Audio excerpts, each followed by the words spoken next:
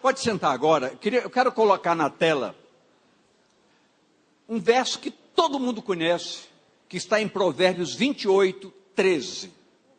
E diz: o que encobre as suas transgressões nunca prosperará, mas o que as confessa e deixa alcançará misericórdia. Alcançará o quê? Agora eu gostaria de fazer uma pergunta para você. Como se alcança essa misericórdia?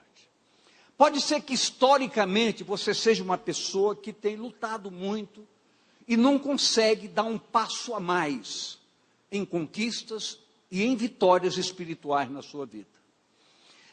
E você poderia perguntar, mas por que acontece isso? Por que até o enfado muitas vezes me alcança? Eu penso até em desistir, como trabalhamos muito domingo sobre a não desistência da parte de ninguém. Talvez você tenha caminhado todo esse tempo entendendo algo muito sério, que você aceitou a Jesus e você aceitou em Jesus a graça redentora de Deus para a salvação da sua alma. Você acredita nisso? Não temos dúvida. Mas você não consegue uma evolução porque vem trabalhando com seu esforço, com seu empenho, com sua dedicação e parece que as coisas não acontecem. Eu citei na terça-feira passada algo que eu não sei se machucou alguém, mas eu não tenho essa intenção, nem tive, nem vou ter. Porque muitas vezes a pessoa diz, mas na minha família é uma maldição hereditária. Eu quero dizer para você que caracteres hereditários não tem nada a ver com pecado. E primeiro, as características hereditárias, elas são uma conotação genética que mexe no nosso fenotipo, aparência, e genotipo, algo interno. Então eu quero dizer que pecado não tem nada a ver com isso. E a Bíblia nos respalda dizendo: os pais comeram uvas verdes, mas não são os dentes dos filhos que vão embotar. Então, grave bem isso. Pecado é uma decisão voluntária. E também fiz uma segunda colocação que eu gostaria de focar novamente, dizendo que muitas vezes você se sente tão carregado, e que procura de qualquer maneira uma libertação. O que eu falei? Aí lhe enchem de uma série de apostilhas, de ensino, nada contra ninguém. Mas não deixam de ser estratégias meramente humanas, objetivando agir em algo que só Deus pode fazer. Só Deus pode fazer. Então não adianta eu me esforçar, me empenhar, me matar por causa disso. Eu só mudarei quando eu deixar que o Senhor que nos transforma adentre no recinto da minha vida, e eu entendo, como Paulo diz, não vivo mais eu, mas Cristo vive em mim, e é Ele que opera o poder transformador de nossas vidas. Então talvez você aqui hoje, eu gostaria que você fosse ousado e corajoso nesta noite, de entender que muitas vezes você, ao invés de avançar, você retroage. E eu gostaria que nesta noite você tivesse a coragem de nos deixar ajudar você. Nós daqui a pouco vamos pedir, se você está nessa situação, você vem aqui.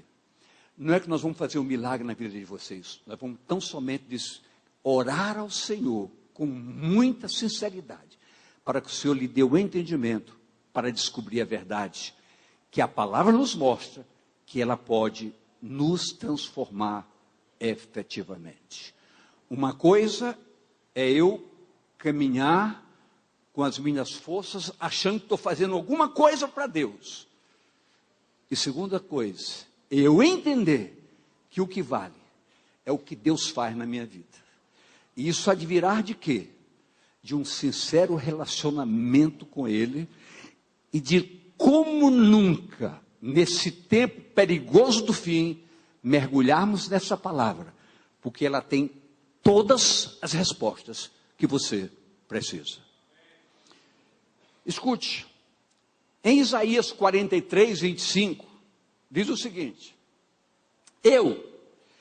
olha, escute bem, diz o Senhor, eu mesmo sou o que apago as tuas transgressões. Quem é que apaga as nossas transgressões? É o meu esforço? É Ele. Por amor de mim e dos teus pecados, me não lembro. Agora, como é que eu me coloco diante de Deus, dizendo, eu sou teu filho, eu sou um santo de Deus, tu me dizes uma coisa, mas eu não me valorizo por acreditar nessa coisa, e deixar que ela dentro no resto da minha vida, e transforme o meu caminhar. Olha o que ele diz, eu apago, não é você, não é o seu esforço, é a sua intimidade com Deus. A graça de Deus manifestada para nós tem um nome. Qual é o nome da graça, igreja? Diga bem alto comigo, Jesus Cristo. Só Ele pode apagar as nossas transgressões. Por quê? O preço foi pago por Ele. Nós somos alvos da preciosa misericórdia e do incomparável amor de Deus. Eu estava estudando algumas coisas, alguns livros que eu tenho procurado ler realmente com muito carinho, e quando eu li algo sobre Deus se zangar conosco, mas um Deus tão amoroso se zangar conosco. Aí você vai ver a história de Israel e ver que Deus chegou ao ponto de dizer para Jeremias, não ore por esse povo, nem ore mais, porque eu estou cansado de ver esse povo reunido, cantando, louvando, mas num culto em que a manifestação do povo vem junto com a nojeira que esse povo pratica lá fora. Então Deus disse lá em Isaías, eu já não suporto mais um ajuntamento solene misturado com iniquidade. Deus diz, eu não suporto. Por quê? Porque o meu amor por você é tão forte que eu não aceito que você faça isso. Agora, eu queria vou ler alguns textos para a gente conversar um pouquinho mais claro sobre isso. Jeremias 31 a 34. Eis que dias vêm, diz o Senhor, em que eu farei um concerto novo com a casa de Israel e com a casa de Judá, hoje, com a igreja do Senhor Jesus. Não conforme o concerto que fiz com seus pais, no dia em que os tomei pela mão para os tirar da terra do Egito, da escravidão do pecado. Porquanto eles invalidaram o meu concerto, apesar de eu os haver desposado, diz o Senhor, eles invalidaram o meu concerto. Mas este é o concerto que farei com a casa de Israel depois daqueles dias, diz o Senhor. Porei a minha lei no seu interior e escreverei no seu coração. E eu serei o seu Deus e eles serão o meu povo. E não ensinará alguém mais ao seu próximo, nem alguém ao seu irmão, dizendo, conhecei ao Senhor, porque todos me conhecerão, desde o menor deles até o maior, diz o Senhor. Porque perdoarei a maldade e nunca mais me lembrarei dos seus pecados. Então eu tenho um Deus que diz que eu fiz tudo para arrancar toda a raiz pecaminosa da vida de vocês. O pecado merecia condenação de morte, mas a morte foi punida, a lei se cumpriu em Jesus Cristo. E você, quando recebe a Jesus, você recebe um selo poderoso da minha presença, chamado Espírito Santo, que lhe orienta em todas as coisas. Então, por que aquilo que eu disse, que eu tiro de você, você não consegue tirar? Você não consegue se auto-perdoar por coisas que você fez ontem. E o pecado fica sempre batendo na sua porta. É como se dissesse: ei, você é meu escravo. Eu quero que você entenda isso. Isso está na sua mente. Isso está em quê? Na mente. Porque quando nós entendemos o que é a cruz de fato, o que Jesus fez na cruz de fato, e nós entendemos que nós temos que passar por essa cruz, algo vai acontecer no sobrenatural das nossas vidas. Aquele homem velho, nojento, com toda a sua porcaria, vai morrer para o pecado e toma posse de uma nova vida, porque quem está em Cristo é uma nova vida. É uma nova vida. Eu estou falando com você. É uma nova vida. Tome posse dessa verdade hoje. Tome posse. Mas pastor, como tomar posse?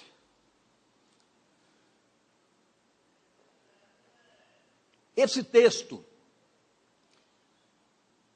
que eu citei agora, quem está em Cristo é uma nova criatura, ele não para no verso 17, que continua um pouco. Vamos ver 2 Coríntios 5, 17 a 19. E assim, que se alguém está em Cristo, eu queria que você me olhasse agora, por favor. Quem aqui está em Cristo? Me dê um sinal sinceramente. Baixe a mão. Você é, na realidade, uma nova criatura? Sua vida é santa de fato? E por que ninguém levantou o braço agora? Você está vendo como a gente tem dúvidas? Quando eu coloco em dúvida isso, eu estou colocando em dúvida a palavra. Ou eu não vivo a palavra. Ou eu não vivo a palavra. Só, queridos, que a igreja que caminha para o céu vive a palavra. E a palavra se aloja, por quê? Porque esse Espírito Santo que nos foi dado, ele faz com que o homem interior sobrepuje o homem exterior.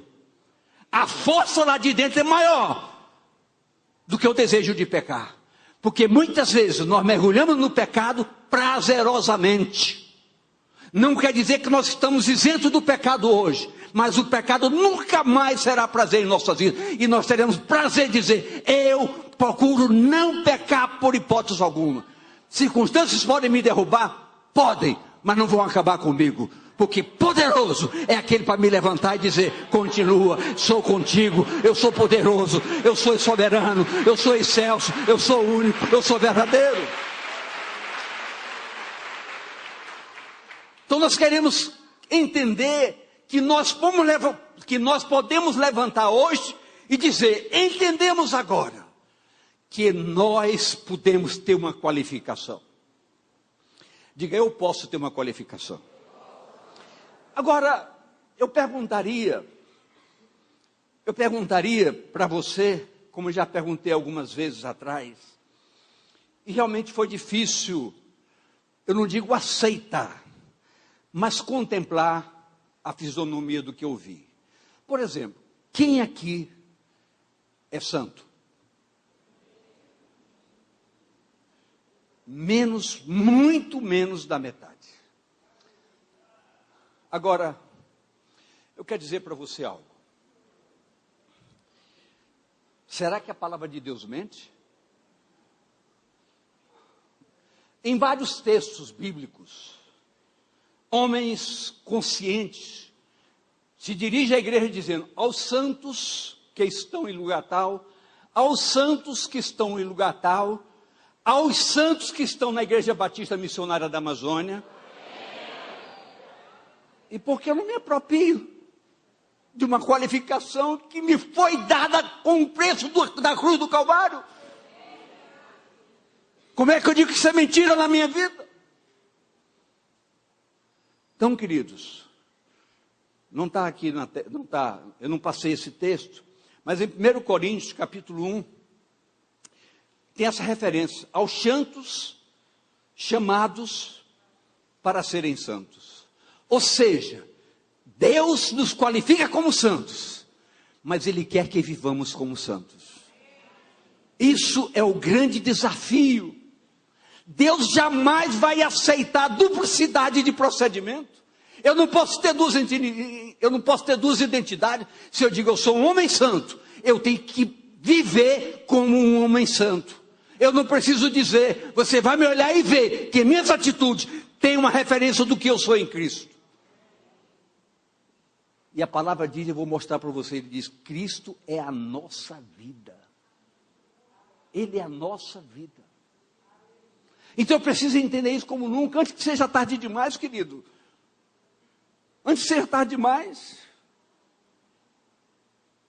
Nós não podemos esperar pelo amanhã. A nossa decisão precisa acontecer hoje, agora, já, determinadamente e definidamente.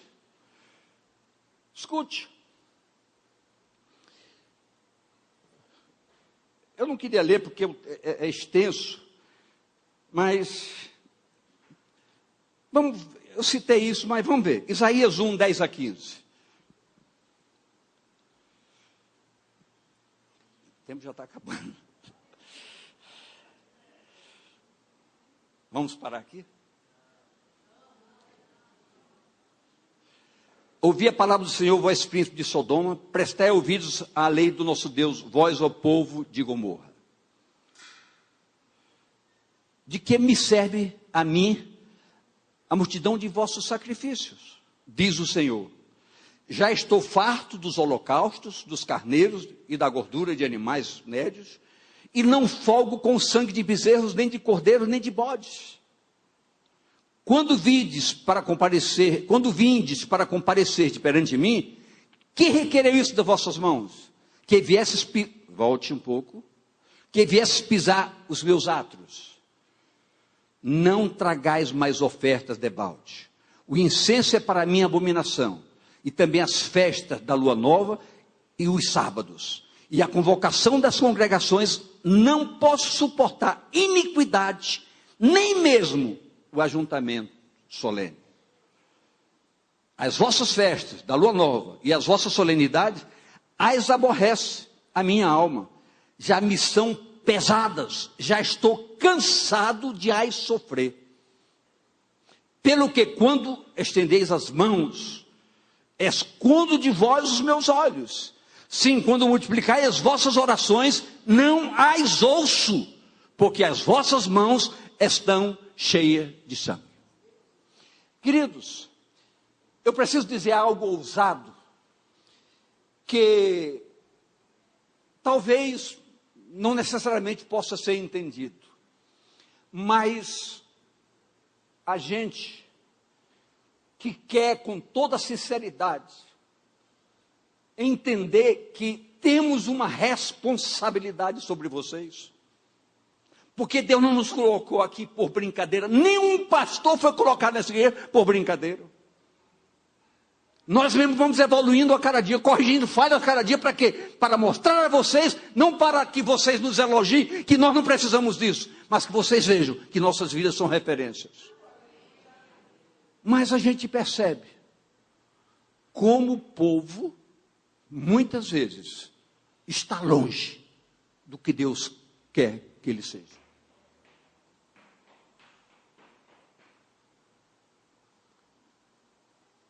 A gente percebe isso. E como é que nós vamos chegar diante do Senhor, nos preparando para subir ao altar, para ministrar a sua palavra, entendendo que vai passando o tempo, e as coisas continuam da mesma forma. Quando Jesus pagou o preço pela nossa redenção, foi um preço muito pesado.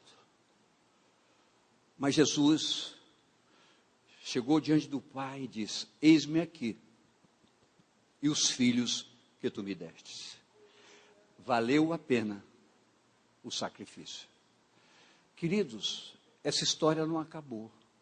Nós não podemos estar felizes, não sentindo uma igreja quebrantada, reconhecendo a plena necessidade de que permita que a graça de Deus saia do papel e adentre em nossas vidas. Isso é o nosso sonho, isso é o nosso desejo. Nós queremos ver todos vocês de cabeças erguidas e com uma vida no altar, glorificando a Deus em verdade. Esse é o nosso desejo, é o nosso propósito. Então, pastor, eu estou na casa do sem jeito.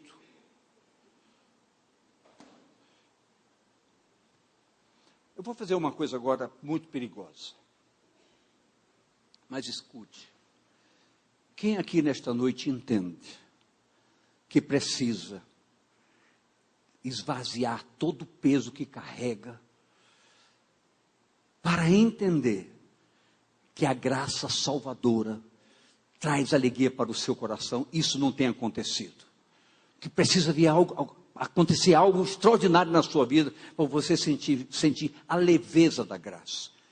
Quem aqui sente esse peso, seja sincero. Seja sincero mesmo, por favor. Muitas pessoas. O que nós queremos hoje, não é que você chegue aqui diante de nós, pastores, e diga: olha, pastor, o meu problema é esse. Nós não precisamos nem ouvir. Muito embora, eu quero dizer para todos aqui, o assunto que você quiser conversar com qualquer um dos nossos pastores, trazendo a sua intimidade, ou pastoras, eu estou assumindo aqui a responsabilidade de vocês.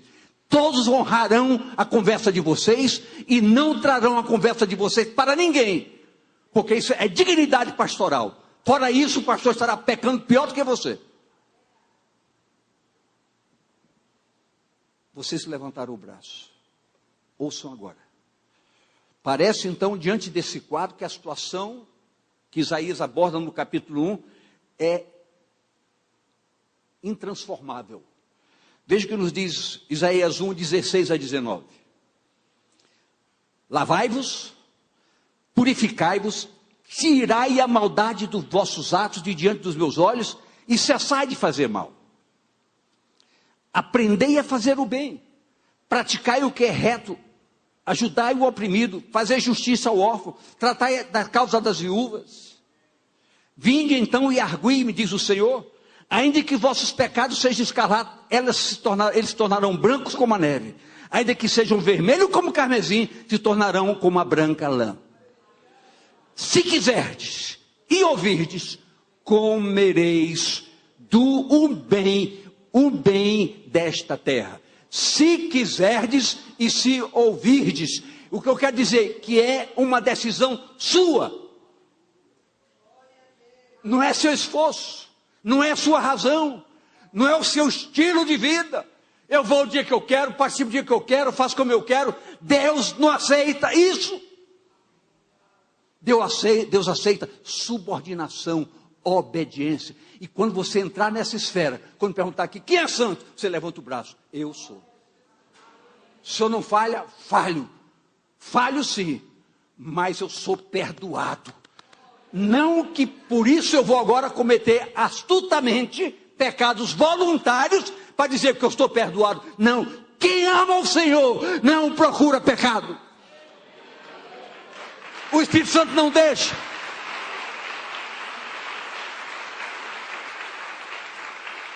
Quem sai de lá sabe quanto custa uma vida pecaminosa.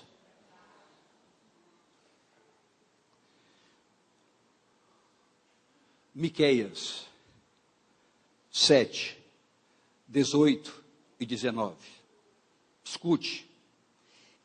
Quem, ó Deus, é semelhante a ti, que perdoas a iniquidade e que te esquece da rebelião do restante da tua herança?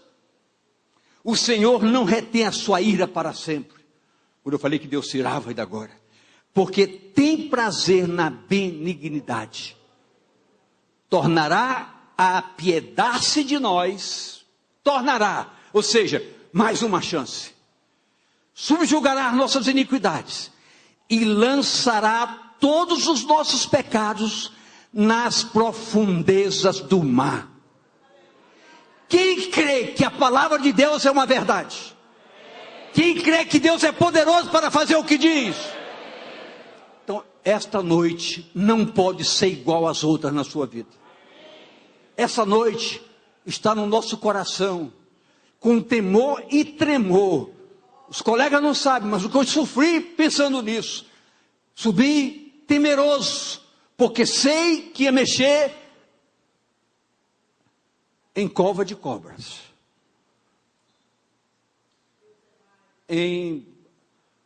Como é que chama de maribondo aquele negócio? Casa de maribondo. Porque quando você fala coisas, por exemplo, o que é uma libertação? Queridos, a palavra é muito clara comigo. Não sou eu quem está dizendo, não é a minha voz que suplanta qualquer verdade de alguém. Mas na minha Bíblia está escrito: se o Senhor vos libertar, verdadeiramente sereis livres. E conhecereis a verdade, e a verdade vos libertará. Do que eu preciso mais? De tomar posse. Nada contra alguém ensinar você métodos, mas ninguém pode fugir nem 1 milímetro do único método. Jesus disse: eu faço em você, e eu tenho autoridade para dizer isso, diz o Senhor, porque eu morri por você. Eu paguei o preço da sua salvação, então eu posso lhe libertar. Esse chamamento, igreja, é plenamente divino. É o que toda a igreja precisa entender e viver. Tudo isso advém exclusivamente do amor de Deus para conosco, cujo propósito em Cristo é a nossa salvação. E isso é muito sério. Qual é o propósito da graça de Deus para com todos nós? A salvação. Queridos, eu não vou fazer essa pergunta, mas se por acaso eu perguntasse aqui hoje, disser, quem aqui tem certeza da sua salvação? Eu não vou fazer essa pergunta. Mas já pensou se eu fizesse? Já pensou? Se eu não sou salvo, o que eu estou fazendo aqui? Qual é a minha esperança? O que é que eu estou fazendo?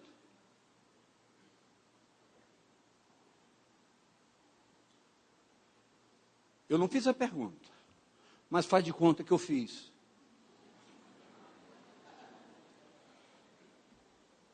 Agora, não levante braço, mas se autorresponda.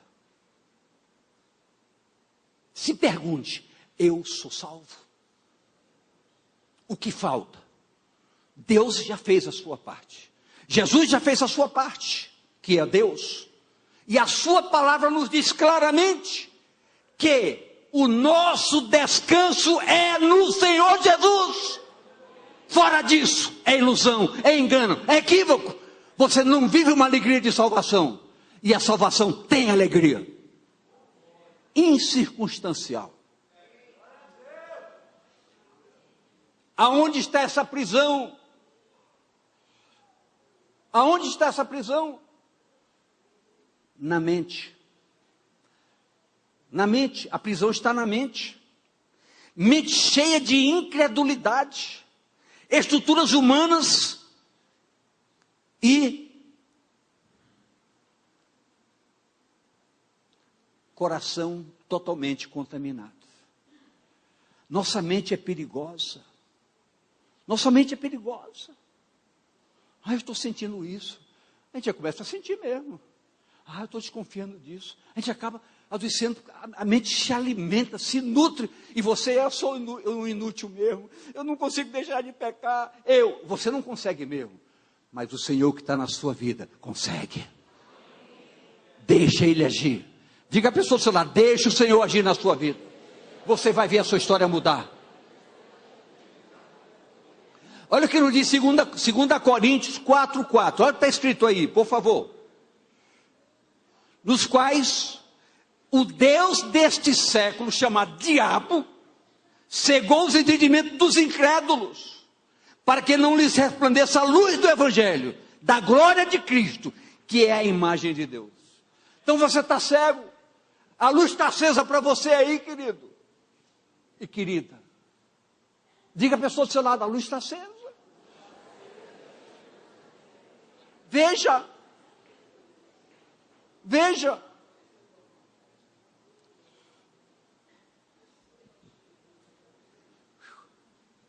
Primeira Coríntios 4, 19 a 20. Preste bem atenção nisso aí, por favor. Mas em breve irei ter convosco, se o Senhor quiser. E então conhecerei, não as palavras que andam inchados, mas a virtude. Então, muita gente fica feliz, ouve, sai daqui, aleluia, Deus falou comigo. No dia seguinte, volta tudo ao mesmo lugar. Você vive de ouvir. Eu digo, viva de viver. Viva de viver.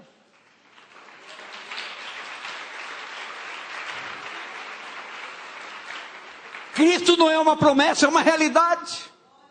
Ele fala conosco, nós ouvimos a sua voz, sentimos o seu cheiro, o suave perfume da sua graça.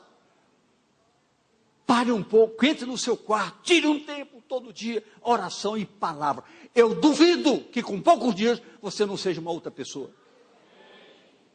Eu posso falar isso de cátedra, com experiências pessoais.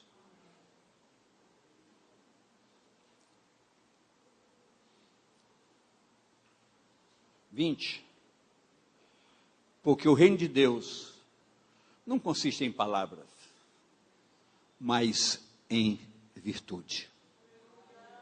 O reino de Deus consiste em virtude, não em palavras. Queridos, preste atenção nesse verso aqui. Isaías 12, 2. Preste atenção. Preste bem atenção. Eu queria que você entendesse e caminhasse junto comigo, por favor. Eis que Deus é a minha salvação. O que é que Deus é? Eu queria que você repetisse, por favor, o que é que Deus é? Venha comigo agora. Deus é minha salvação. Eu confiarei e não temerei. Vou dizer isso de cara. Sou santo para valer. Porque o Senhor Jeová é a minha força, não a minha razão, não minha força. Ele é a minha força. Agora preste bem atenção. E o meu cântico, e se tornou a minha salvação. Aí você diz, eu fiz a minha salvação. Eu tomei posse, eu caminho nessa certeza absoluta. Eu posso dizer, fui santificado por Ele. Queridos, diga a pessoa do seu lado, sua história pode mudar nesta noite. Eu só lamento o tempo que eu fiquei. Ele se tornou a minha salvação. Eu desenvolvi esse processo. Nada pode me impedir. Por quê? Porque Deus é soberano. O que Ele faz, ninguém impede. O que Ele fez, ninguém muda. Quando Ele estende a mão, ninguém fará Ele recolher.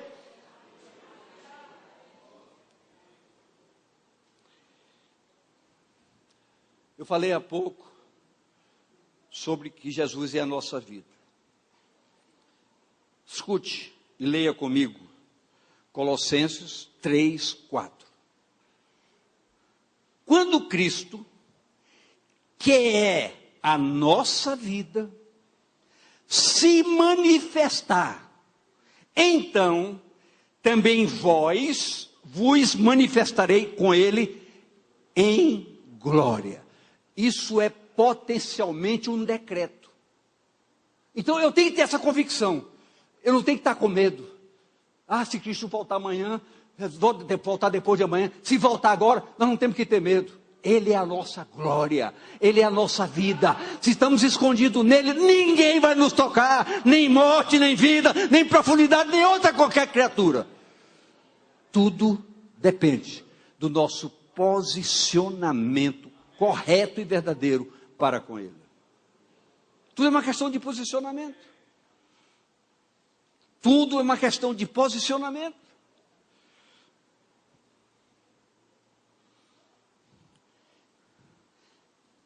a lei veio. E quem estuda a palavra entende que a lei foi instituída por Deus. Mas a palavra diz para nós que a lei não foi suficiente para nos resgatar. A lei foi apenas um trampolim, um aio, para chegarmos à graça de Deus em Cristo. Então, o que é que a lei nos fez? Abriu os olhos. Só que ninguém teve força de cumpri-la integralmente, por si só. Mas Jesus a cumpriu legalmente, plenamente. Por quê? Porque todas as falhas decorrentes da desobediência à lei foi punida com a morte de Jesus. Então, o Adão que me trouxe à condenação morreu. O Cristo que me trouxe a salvação ressuscitou. Então entenda, hoje é preciso que eu entenda e diga, ousado e corajosamente, o velho homem morreu. E a Bíblia não diz ao contrário em nenhum dos seus segmentos. O velho homem morreu. Olhe para você, diga: eu morri para o pecado. Mas faça a verdade disso na sua vida. Não faça apenas o entusiasmo de um momento de culto. Ora, Romanos 10:4, olha o que diz aí. Porque o fim da lei é Cristo, para a justiça de todo aquele que crê. Todo aquele que crê. Queridos, tudo está no acreditar. Que em Cristo você é uma nova pessoa. Essa é a vitória que vence o mundo. A nossa fé que nos anima e nos leva a um posicionamento definido de quem somos. Não podemos mais ser uma igreja capengando, cheia de dúvida, de incerteza, de insegurança, totalmente descompromissada. Qualquer escuro no céu vai chover, eu prefiro ficar deitado. Queridos, se levante. Levanta e resplandeça, porque a glória vai caindo sobre a tua vida. Você tem que fazer da palavra uma verdade. Hoje, vou brincar um pouco aqui com o pastor Eduardo. Obrigado, pastor Eduardo. O pastor Eduardo chegou comigo hoje à tarde e disse: pastor, você vai me perdoar. Ele ministrou pela manhã para os nossos pastores das nossas frentes. À tarde, passou o dia todo envolvido em apoiar todo o nosso pessoal. Quando chegou no final da tarde, ele disse: pastor, eu sou só um bagaço. Você vai me perdoar. Não dá. Me dispense de hoje à noite. Eu disse para eles: na sua Bíblia está escrito: Deus faz forte o cansado. E eis que Ele está aqui com toda a sua casa.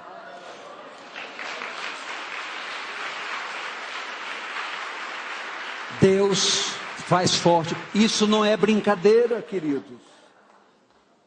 Isso não é brincadeira. Isso não é brincadeira. Nós não estamos brincando aqui de dizer que Deus cura você. Deus cura você. Nós não estamos brincando disso.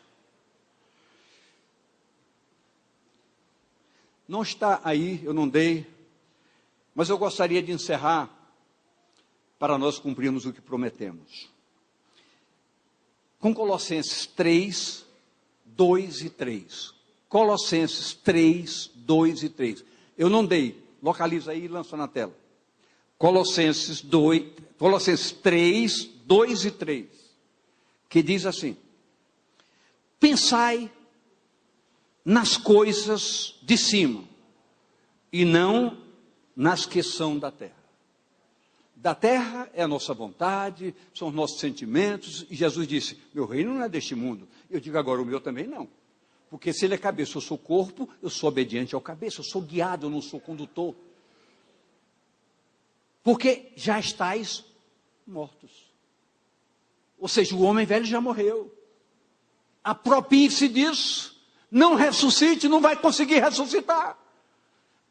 Se está ressuscitando, nunca morreu. Se você o ressuscita, nunca morreu. Porque se no Senhor você se firma, nunca o homem velho voltará a lhe perturbar. Porque a vossa vida está escondida com Cristo, está escondida. Ninguém está vendo, está escondida. O pecado não vai lhe achar mais. O pecado não vai mais lhe achar. Porque já estáis mortos. E a vossa vida está escondida com Cristo em Deus. Igreja, obviamente que nós não somos inconsequentes. E nós sabemos que tem pessoas firmes aqui. Temos certeza absoluta, tem pessoas aqui firmes para valer, que pagam o preço da sua firmeza.